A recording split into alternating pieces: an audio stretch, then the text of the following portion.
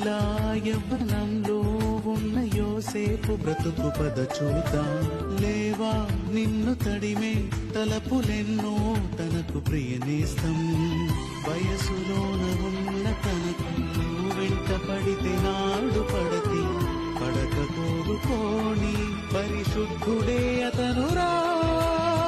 నటుని అనుసరించి నీవు అతని అనుసరించి చూడు. కోరికలకు కళ్ళెమేసి వెలుగుతావురా.